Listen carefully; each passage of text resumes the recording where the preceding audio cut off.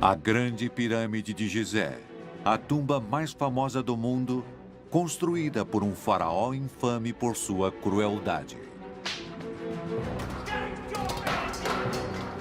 Kelps aterrorizava seu povo e os escravizava.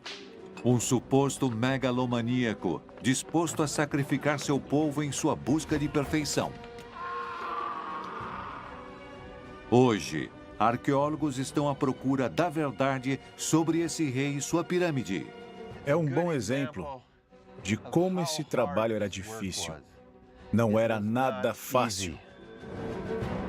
Expondo estranhas cerimônias e uma incrível cidade perdida dos trabalhadores da pirâmide. Esses são os momentos congelados no tempo que falam de tudo sobre a sociedade do Egito Antigo. Seria esta maravilha do mundo antigo um monumento à monstruosidade?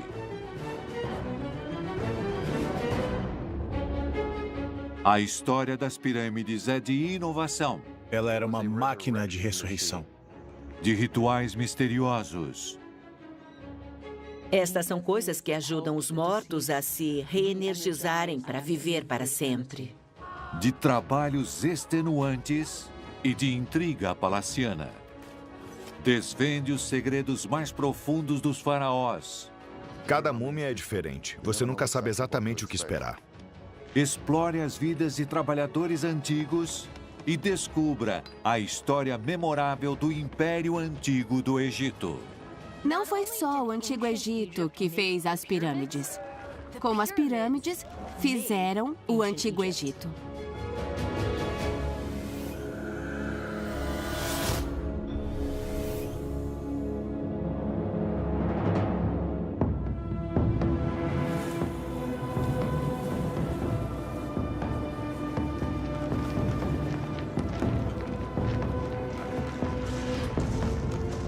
Por volta de 2483 a.C., um faraó chamado Kelps está chegando ao fim de seu reinado. Ele está prestes a realizar a inspeção da obra mais importante de sua vida. A maior pirâmide da história egípcia. A Grande Pirâmide de Gizé.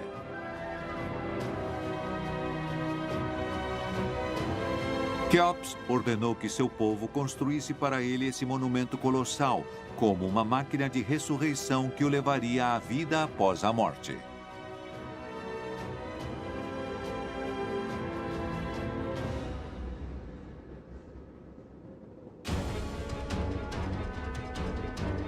Hoje, cerca de 4.500 anos depois, a Grande Pirâmide é a única maravilha do mundo antigo que ainda está de pé.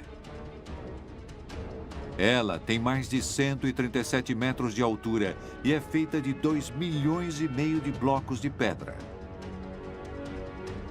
Sua construção levou 25 anos.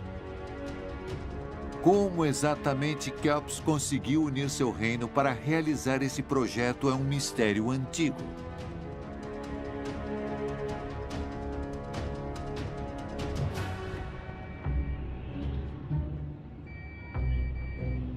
Em Cairo, no Museu Egípcio,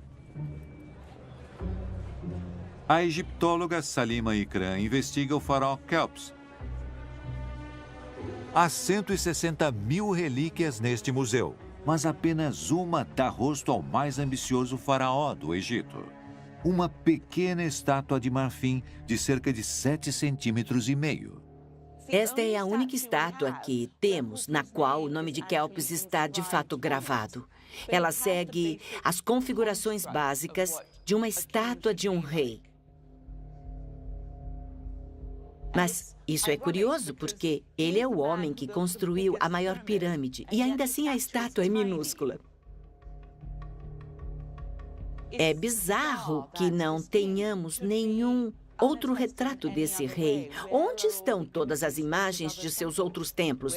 Onde estão as grandes estátuas? É muito intrigante. O que aconteceu com Kelps? Por que apenas uma única estatueta de Kelps chegou a nós ligada à sua má reputação?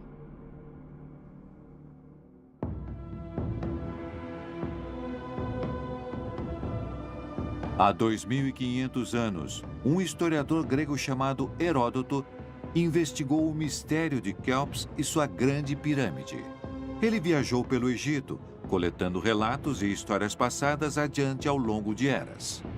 Quando chegou ao Planalto de Gizé, 22 séculos depois da grande pirâmide ter sido construída, o monumento ainda guardava a posição de maior obra humana no planeta.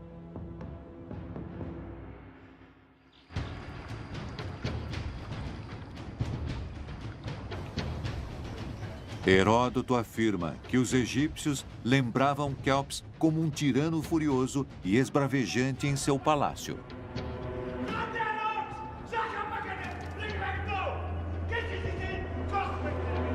Heródoto descreveu coisas repugnantes em suas histórias. De acordo com ele, Quéops era um rei vil e ninguém gostava dele devido à sua crueldade. Heródoto escreveu que Quéops aterrorizava seu povo e que ele os escravizou para construírem a grande pirâmide. Heródoto pinta Quéops como uma espécie de tirano que fecha as portas dos templos do reino para focar tudo no plano de construção de sua grande pirâmide e cuja própria filha trabalha em um bordel e recebe blocos de pedra como pagamento de seus clientes. É muito difícil descobrir quem contaria essas histórias para o Heródoto. Mas claramente, naquele tempo, os próprios egípcios tinham uma narrativa de Quéops não ser muito gentil, ou afável, ou benevolente.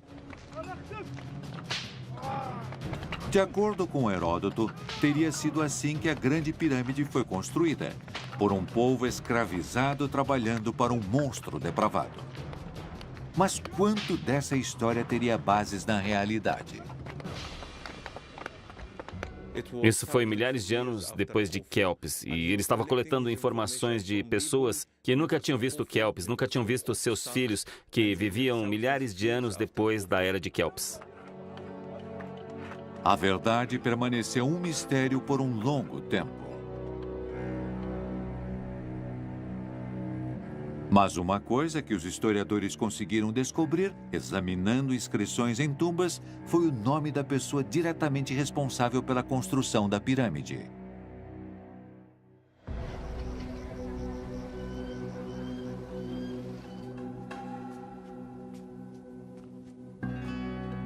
A pessoa que Quéops encarrega da construção é seu vizir, Emiuno.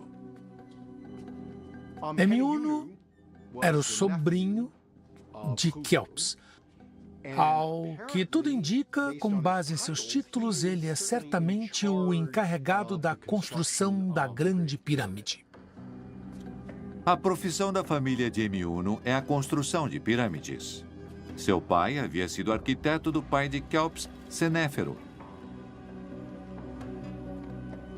Experiência da qual ele vai precisar se valer para cumprir com as enormes ambições de Quéops.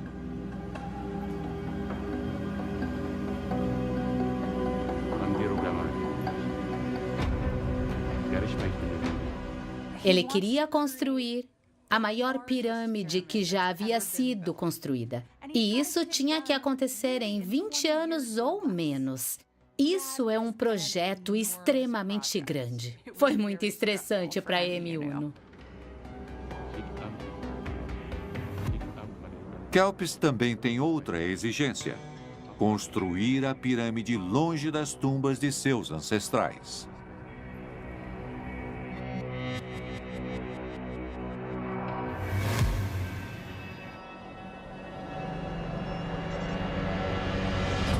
Então, Emiuno esquadrinha a margem oeste do rio Nilo em busca do lugar ideal. Oeste é onde o sol se põe, o que simboliza a morte. Então é onde todas as pirâmides são erguidas. Escolher um local não é fácil. Ele está à procura de uma área conveniente para nada menos que o maior canteiro de obras da história da humanidade. Como é o terreno alto e o baixo? Onde fica a inclinação? Se fizermos uma rampa aqui, se construirmos um templo ali, vai dar certo? Onde colocamos os cemitérios? De onde vamos extrair a pedra? Essas coisas tinham que ser levadas em consideração pelos egípcios.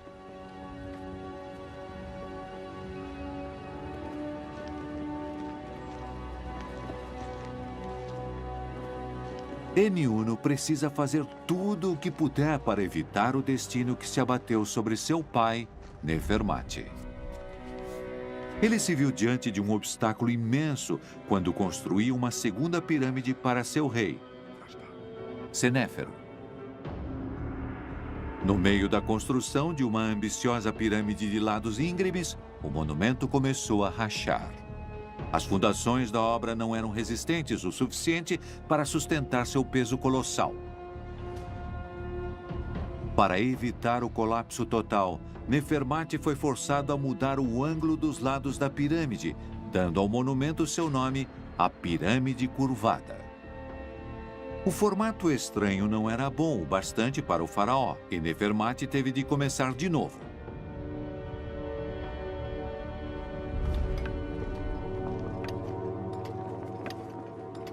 Kelps quer uma pirâmide ainda maior. Eniuno não pôde se dar ao luxo de cometer um erro desses. Nós podemos imaginar que Kelps se preocupe se ele também viverá o bastante para completar a sua própria pirâmide. Ele será que nem o seu pai, que terminou 3 pirâmides antes de morrer? Ou será que Kelps não viverá bastante para terminar sequer uma única pirâmide? A coisa mais importante para o faraó é terminar sua pirâmide durante a sua vida. O faraó tem que ver sua pirâmide de pé. Se a lenda da crueldade de Kelps for verdadeira, esse não é um homem que Eniuno possa se permitir decepcionar.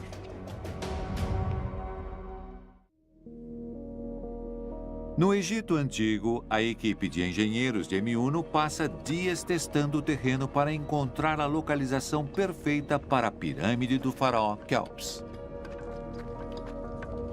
Eles estudam a natureza da rocha e a ondulação da paisagem por quilômetros, até encontrarem o lugar ideal.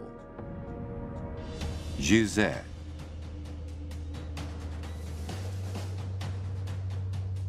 Hoje, Gizé é um agitado subúrbio do Cairo. Mas há 4.600 anos, ela era um planalto vazio, 32 quilômetros ao norte da Pirâmide Curvada, e não muito longe da capital, em Mênfis. O que havia aqui, geologicamente, era uma grande placa de calcário. Ela era perfeita para servir de plataforma para a fundação da pirâmide. Mark Lanner é um professor americano de arqueologia e egiptologia. Ele passou 3 décadas investigando o Planalto de Gizé, caçando vestígios de como a Grande Pirâmide teria sido construída. Eu entendi que tinha que dar as costas às pirâmides para entendê-las, porque eu percebi que, sem compreender o povo e a sua economia e sua sociedade, eu não compreenderia a pirâmide. Ao sul da pirâmide, há uma pista que expõe outra razão pela qual Eniuno escolheu este local. Uma imensa pedreira de mais de 30 metros de profundidade. Veja, aqui na frente eu consigo ver que os homens da pedreira sabiam que tem um veio fraco aqui. É, na verdade, um veio de ferro que torna a pedra frágil. Então, como bons geólogos naturais, eles sabem onde explorar esses veios para cortar os blocos. É como um brinde. A natureza está lhes dando uma pequena ajuda. Eles se valem de qualquer vantagem que consigam.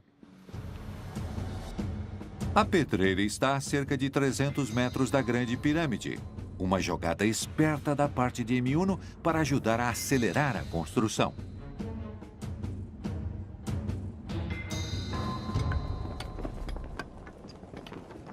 Mas completar a pirâmide a tempo ainda exigiria um enorme esforço humano e alguma ajuda dos deuses.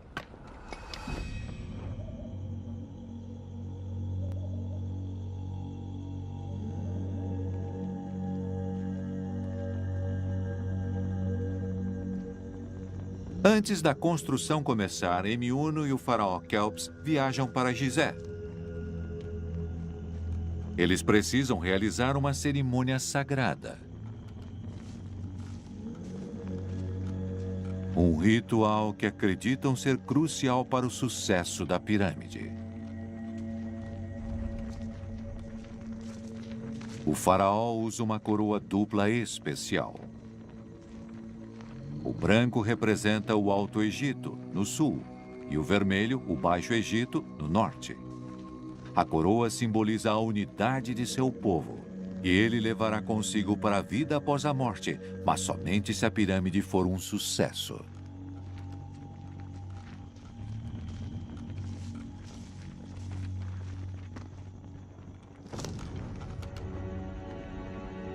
Uma alta sacerdotisa se veste com a imagem da deusa da matemática e da astronomia. Ela traz um instrumento de medição conhecido como Merket. Esta ferramenta pode ser usada para alinhar a pirâmide de Kelps com o norte. O faraó acredita que no norte haja um portal pelo qual sua alma passará para se juntar a seus ancestrais e aos deuses.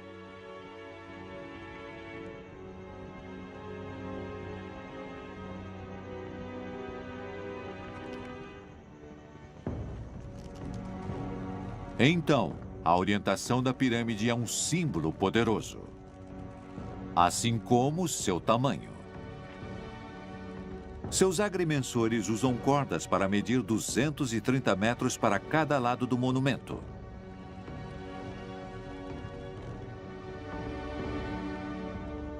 Isso dá à cerimônia seu nome, Pad Shes, esticamento da corda.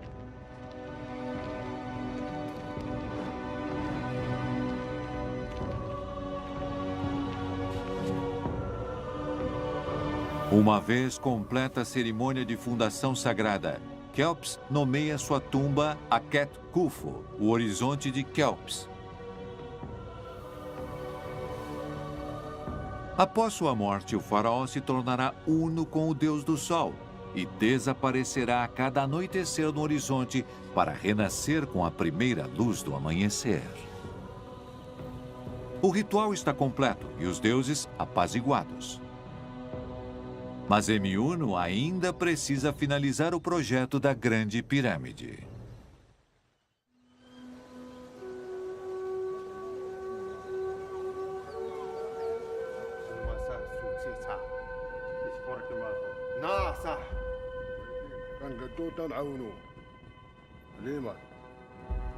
As dimensões exageradas desta pirâmide devem ter preocupado os engenheiros.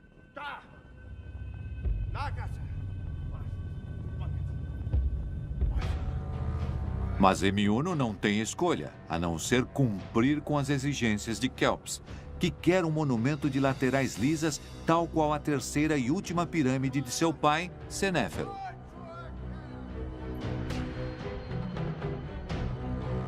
A pirâmide vermelha de Senéfero tem mais de 100 metros de altura, a construção mais alta do mundo.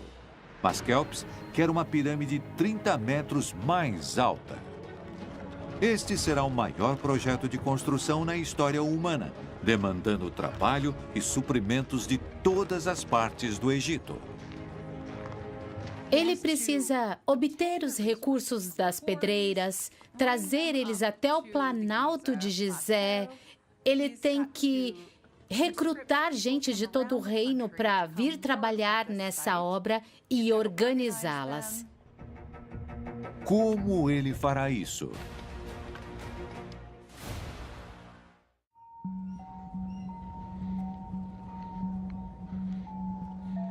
No Planalto de Gizé, Mark Lanner está investigando a verdade sobre a reputação de tirano de Kelps que teria escravizado seu povo e o forçado a construir sua grande pirâmide.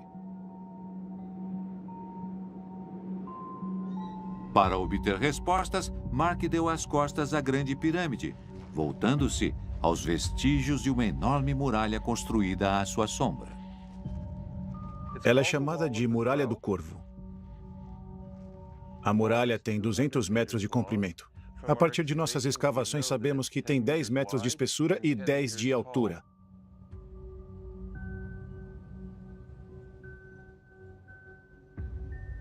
Essa muralha nos diz que alguém pretendia que isso fosse permanente. Ao norte da muralha, temos a Esfinge, as tumbas, os cemitérios, as pirâmides. Leonard fez uma pergunta lógica. Se estes monumentos para os mortos estão de um lado da muralha, o que estaria do outro? Ao sul, eu suspeito que houvesse infraestrutura, um assentamento. A intuição de Mark provou-se verdadeira. Para além desta muralha, ele desenterrou uma vasta cidade perdida.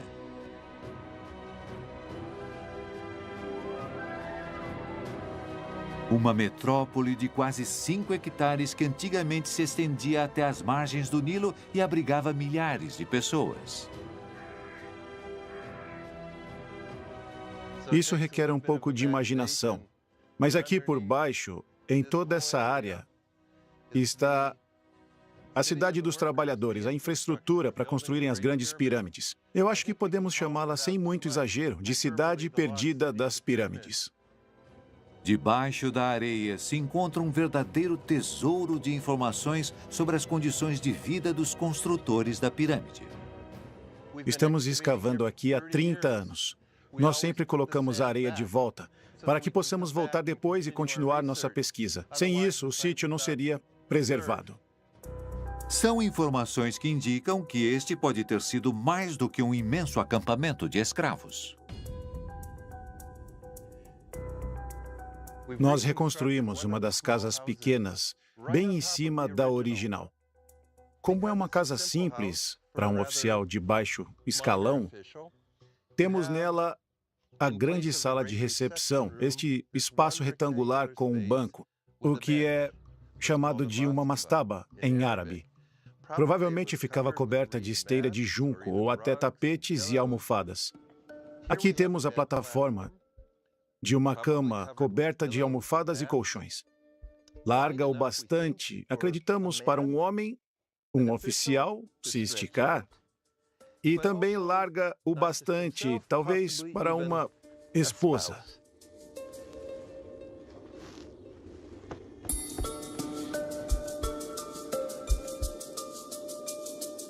Nos fundos da casa, a equipe de Mark descobriu vestígios de um forno de pão e outros traços de preparação de alimentos. Encontramos aqui um armazém redondo para grãos, provavelmente trigo.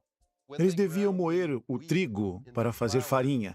E também um dos membros da casa ficava de joelhos, moía o grão e fazia a farinha, coletava ela em pequenos potes.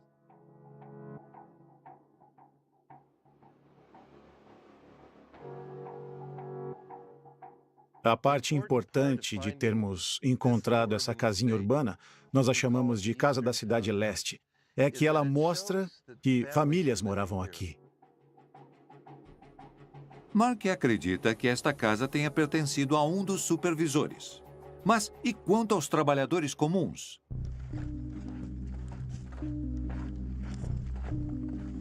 Escavando o sítio inteiro, Mark também conseguiu descobrir onde eles moravam. Os projetistas organizam a cidade em 3 distritos. Um reúne a nobreza, os supervisores e a guarda real. Outro tem padarias, matadouros, cervejarias e artesãos. O centro da cidade é reservado para a imensa mão de obra da pirâmide. Eles moram em uma série de dormitórios construídos lado a lado, cada um com mais de 30 metros de comprimento e abrigando muitas dúzias de trabalhadores.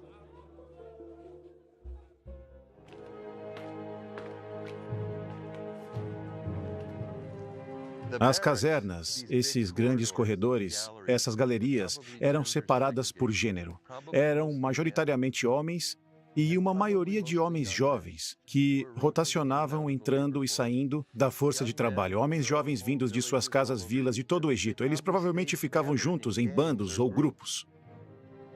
As casernas onde esses trabalhadores moravam não parecem ficar isoladas e trancadas como um acampamento de escravos. Em vez disso, elas estão no meio de uma cidade grande. Portanto, Mark descobriu onde eles moravam e também há pistas de como eles viviam.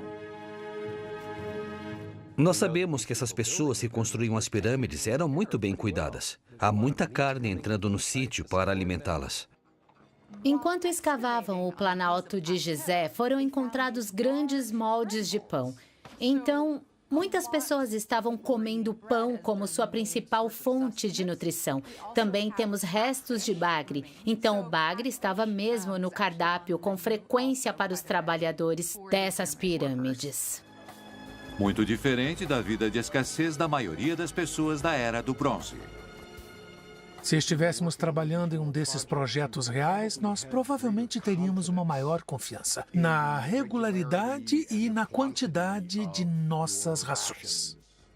Manter a mão de obra de Kelps bem alimentada era vital para o sucesso do projeto. Para que a pirâmide seja finalizada a tempo, é preciso manter seus trabalhadores contentes. Tem que alimentá-los, tem que mantê-los fortes. Quando se ergue rochas pesadas, é necessário estar bem nutrido, não é? Não dá para ficar sofrendo. Todos os vestígios que Mark descobriu parecem contrariar as lendas de que Kelps escravizava e maltratava seus trabalhadores. Encontrar essas novas informações sobre a pirâmide está mudando completamente nosso conhecimento sobre como as pirâmides eram construídas. O relato de Heródoto de 100.000 escravos não tem evidência empírica no Egito da época. O que a vila em Gizé de trabalhadores associada à Grande Pirâmide nos mostra é que essas eram pessoas profissionalizadas. Temos um grande número de pessoas qualificadas que provavelmente passavam essas técnicas de pai para filho, de mãe para filha, etc. Então, eram pessoas profissionalizadas, todas envolvidas em um grandioso projeto de construção. Mas se não eram escravos, como Kelps convenceu essas pessoas a trabalhar para ele?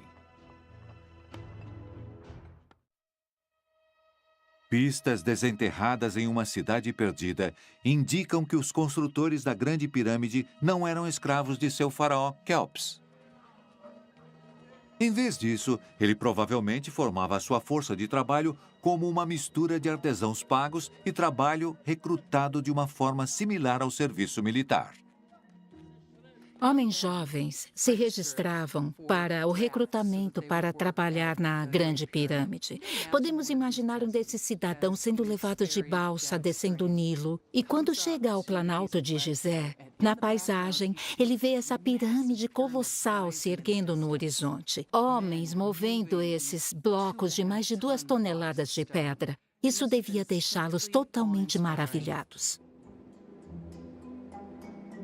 Kelps une seu povo em um objetivo em comum, motivando-os com alimentos e um senso de dever e camaradagem em vez de pela força. Não acho que aqui fosse esse tipo de trabalho sob o chicote. Trabalho do tipo forçado, por pessoas que prefeririam muito estar em outro lugar e não tivessem ligação com o faraó.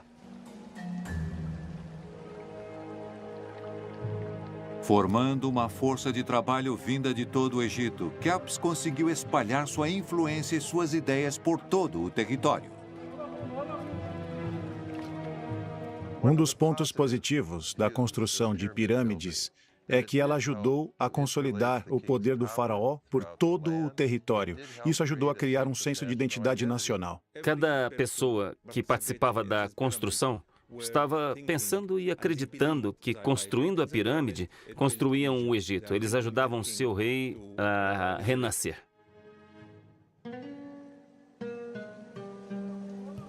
Um dia típico de um artesão qualificado ou de um supervisor era, ao que tudo indica, muito diferente da imagem de escravidão que as lendas pintam. Ao amanhecer, o artesão se levanta. Ele se lava e se veste com um saiote simples ou com uma tanga de linho.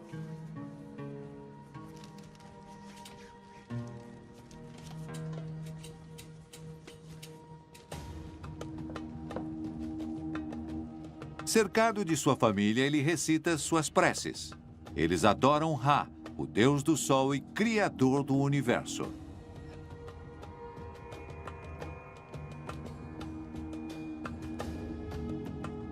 Sua primeira refeição do dia consiste de pão, peixe desidratado e alho. Tudo isso acompanhado por cerveja. O artesão então deixa sua casa para trabalhar por um período de 10 horas, segundo os registros antigos.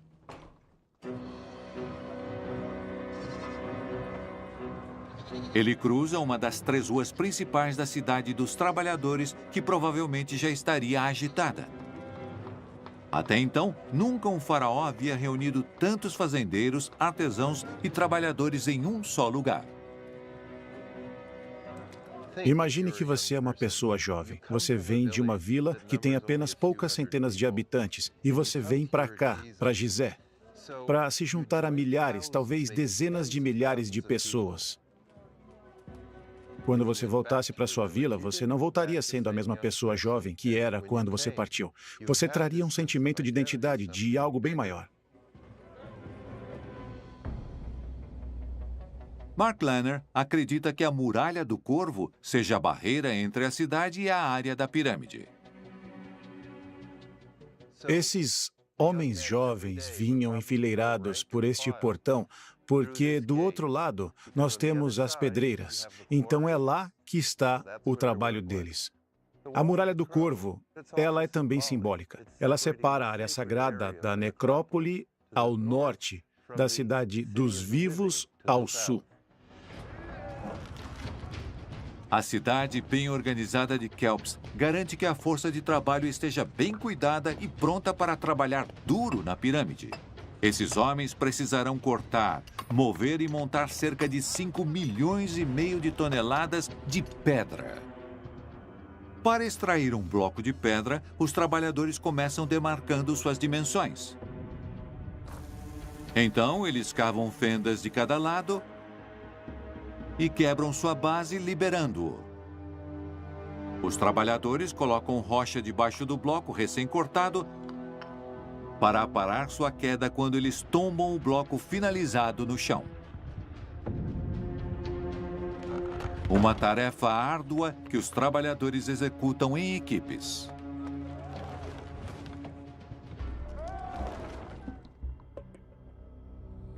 Os egiptólogos estimam que 2.000 canteiros trabalhavam na pedreira, extraindo 200 blocos por dia, cada bloco pesando em média 2 toneladas e 250 quilos.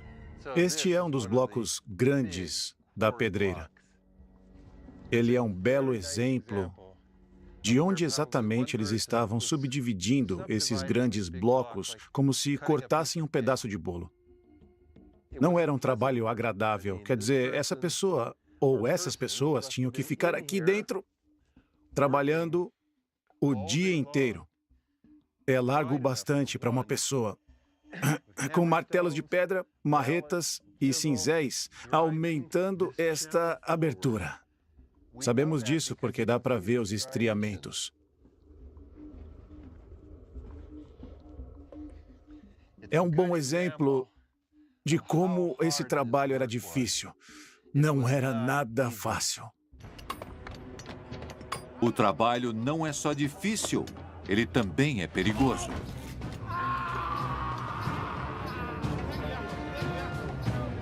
Acredita-se que os acidentes fossem frequentes e brutais. Mas para a pirâmide ficar pronta a tempo, Kelps não pôde se dar ao luxo de perder sua força de trabalho com tantas lesões. Os antigos trabalhadores das pirâmides sofriam com todo tipo de problema relacionado aos seus trabalhos pesados. Eles sofriam muitos ferimentos relacionados ao deslocamento de blocos enormes, por terem de empurrar e usar muita força. Também temos conhecimento de que alguns deles eram tratados no próprio local. Os antigos egípcios tinham muito conhecimento de medicina e sabemos isso por causa dos trabalhadores das pirâmides, porque temos gente com ossos quebrados que foram regenerados com talas. Então sabemos que foram imobilizados da mesma forma que fazemos hoje. Os historiadores decifraram inscrições em tumbas que trazem mais informações sobre os cuidados médicos que os trabalhadores recebiam. Pesechet foi uma mulher fascinante do Egito Antigo.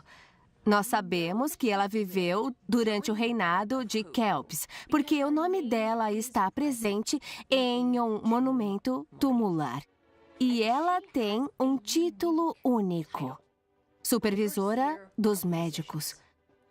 Infelizmente, é aí que nosso conhecimento acaba. Nós não sabemos se Pesechet teria sido ela própria uma médica. Isso nos dá um indício muito provável do que ela devia ser.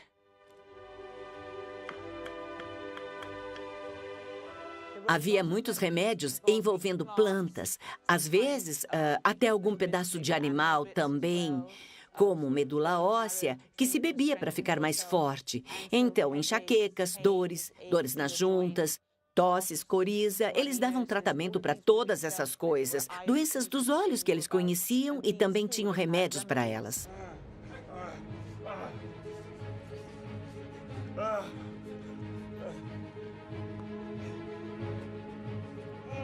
Ossos quebrados eram uma questão mais séria.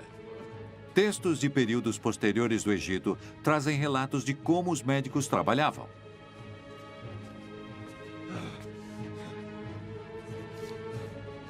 Se a própria Pesechet examinava os trabalhadores, ela invocaria a deusa da medicina, Sekhmet, em seu auxílio.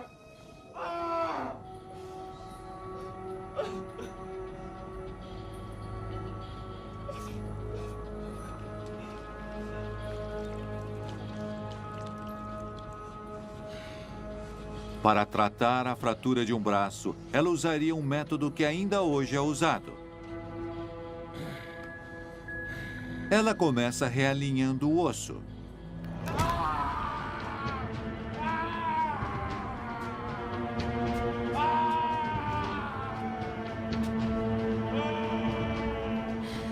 Então, imobiliza o braço colocando uma tala de madeira.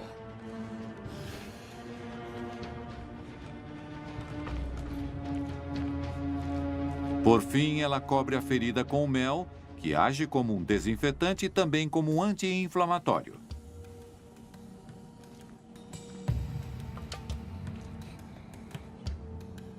Para ferimentos mais graves, os médicos às vezes arriscam-se a realizar uma operação muito mais extrema: a amputação.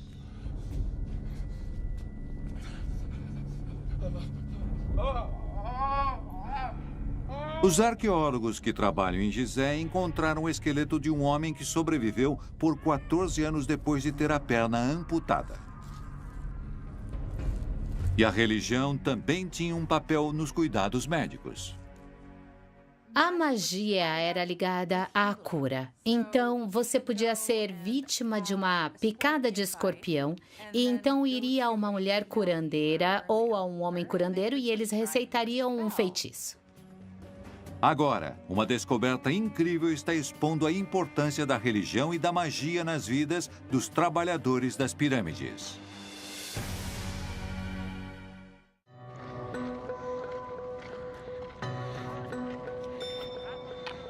Enquanto Mark Lanner investiga a cidade perdida dos trabalhadores da pirâmide, uma equipe de arqueólogos egípcios faz uma descoberta incrível que ajuda a revelar o que mais pode tê-los motivado para trabalhar.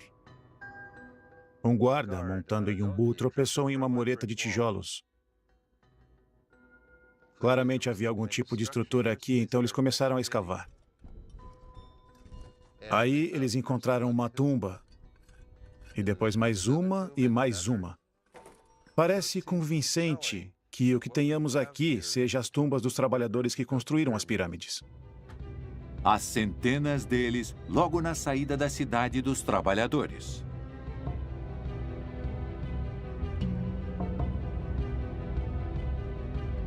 Isso foi escavado ao longo de muitos anos e é uma das descobertas mais importantes de Gizé, eu acredito, no último século. Agora estou na parte baixa. Temos pequenas mastabas. Essas são todas de tijolos de barro e pedra quebrada. As pessoas sepultadas ao nosso redor eram provavelmente, em parte, simples trabalhadores. Portanto, o que parece é que pessoas de menor status social, quando morriam, eram enterradas abaixo das pessoas de status alto. Seus superiores eram enterrados acima. Temos vestígios interessantes disso. Por exemplo, uma das pessoas aqui tinha hieroglifos em sua tumba que mencionavam o título supervisor das laterais de uma pirâmide.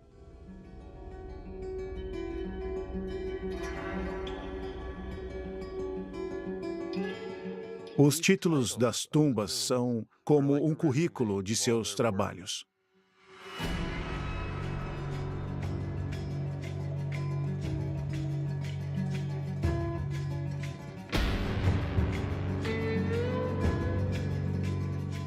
Aqueles que conseguiam pagar iriam querer construir suas tumbas enquanto ainda estivessem vivos. Iam garantir que as inscrições estivessem lá. Se fossem promovidos, iam querer que o novo título fosse inscrito na tumba.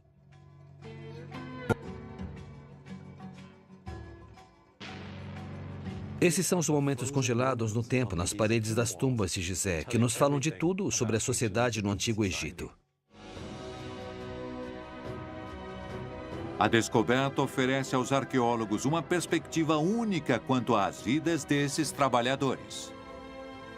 Estudando seus ossos, os objetos fúnebres que ficavam junto deles e qualquer decoração tumular que tivessem, podemos preencher algumas lacunas no conhecimento que temos. As tumbas indicam uma outra motivação dos trabalhadores. Eles queriam arranjar uma carona para a vida após a morte com o faraó e sua pirâmide. É difícil dizer ao certo, mas eu acredito que o prestígio de estar associado à Grande Pirâmide poderia muito bem ser parte da motivação dos trabalhadores que eram parte desse projeto. Se você trabalhasse no projeto real nas pirâmides de Gizé, se ajudasse a criar a maior pirâmide que o Egito já havia visto, então você seria recompensado não somente com as remunerações diárias, mas também com o potencial de ser sepultado perto do faraó em Gizé. Podemos presumir que aqueles que conseguiam construir suas tumbas mais perto da pirâmide se beneficiariam dos aspectos divinos ou quase divinos do faraó em seu local de descanso real nas proximidades. As tumbas dos trabalhadores em Gizé são mais um indício que contraria o relato de Heródoto e sua visão de 100 mil escravos sendo forçados ao trabalho. Isso nos diz que essas pessoas não eram escravos. Se fossem escravos, jamais teriam sido sepultados perto da pirâmide. Eles jamais desejariam ficar à sombra de seu faraó. O relato de Heródoto dos escravos de Quéops me parece similar a questionamentos modernos. Como alguém conseguiu construir essa coisa? E a resposta parece que só poderia ser de que ele deve ter forçado todo mundo a trabalhar para ele. Mas os arqueólogos agora acreditam que Quéops estivesse usando uma força de trabalho livre e bem treinada. 340 blocos de calcário tiveram que ser dispostos todo santo dia. As pedras tinham que ser entregues a cada 34 minutos. Isso requer muita mão de obra e requer muita administração para ser possível construir algo dessa escala. A Grande Pirâmide de Quéops consolida ainda mais as bases administrativas e econômicas do Antigo Egito. Agora tinha-se mais uma geração de trabalhadores e administradores e artesãos que foram treinados e estavam erguendo a maior pirâmide já construída no Antigo Egito. Assim como seu pai antes dele, Quéops instala fazendas e casas para prover aos seus construtores de pirâmide. Criar esses estabelecimentos traria ao local pessoas que tornariam a terra arável, a deixariam própria para ser cultivada. Eles então a usariam para a produção agrícola. Então, conforme esses projetos avançavam, também víamos um número muito maior de cidades e fazendas aparecendo pelo Egito. A nação está realmente se formando, até mais que em reinados anteriores. Um número tremendo de pessoas está trabalhando com o mesmo objetivo: construir uma tumba monumental para seu faraó. Então vemos em mais uma geração que o Egito como um todo estava trabalhando em um projeto colossal e unificado. E isso, por sua vez, aumentava a estabilidade do Estado. Quéops fez de tudo o que podia para se assegurar que sua pirâmide estivesse pronta antes de sua morte. Ele escolhe seu vizir Emiúno para chefiar a construção. Ele constrói toda uma cidade para os trabalhadores e fornece a eles alimentos e cuidados médicos. E ele ainda os motiva com a promessa de terem suas próprias tumbas perto da pirâmide. Mas cerca de 20 anos depois do início dos trabalhos, a Grande Pirâmide não está completa e todo o trabalho terá sido em vão se ela não for terminada antes de Quéops morrer.